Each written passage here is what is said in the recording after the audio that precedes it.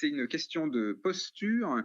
Dans le monde de la performance stable, abondant en ressources, le décideur, c'est un meneur qui dit je veux et je sais comment faire. Donc ça, c'est une posture excluante qui est extrêmement fragile, parce que le décideur peut se planter, évidemment. Et bon, à la limite, c'est pas trop grave dans un monde stable, abondant en ressources, parce que si le décideur se plante, de toute façon, il y a plein de ressources ailleurs. On peut toujours rebondir. Mais c'est très problématique dans un monde instable et fluctuant et en pénurie chronique de ressources, parce que là, c'est très dangereux de suivre le décideur. Le dictateur bienveillant finit toujours par se planter, quand même. Donc, du coup, ben voilà, on bascule. Animation suivante. Le décideur, ça devient un facilitateur, une facilitatrice qui dit j'ai envie et je ne sais pas comment faire. Donc en fait, le je veux est excluant, le j'ai envie, c'est du désir, ça c'est incluant. Ça va plutôt fédérer, ça va créer du nous. Et quand on dit je ne sais pas comment faire, c'est une posture d'humilité, de vulnérabilité. Et ben ça aussi, ça va créer, ça va fédérer, ça va mobiliser un collectif. Et donc ça va être très robuste. Parce que même si le décideur n'est plus là, ça va continuer à se propager et voilà, se déployer dans le territoire.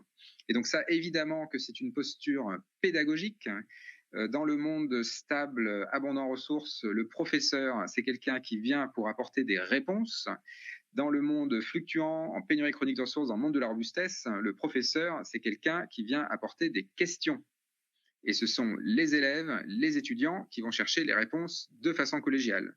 Donc c'est la classe inversée, c'est la pédagogie active, c'est l'école du dehors, voilà, c'est tout ça. Et donc là, on est en train de le voir de plus en plus. Le travail en équipe à l'université, etc., ça se développe beaucoup.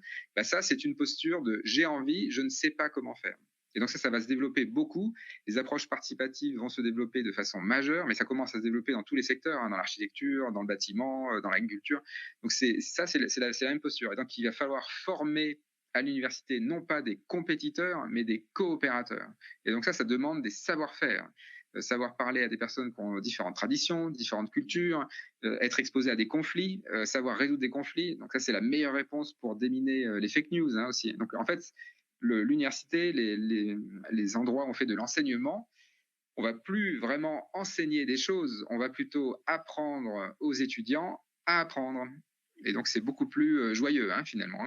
C'est beaucoup plus en interaction et beaucoup plus horizontal. Ok, alors diapo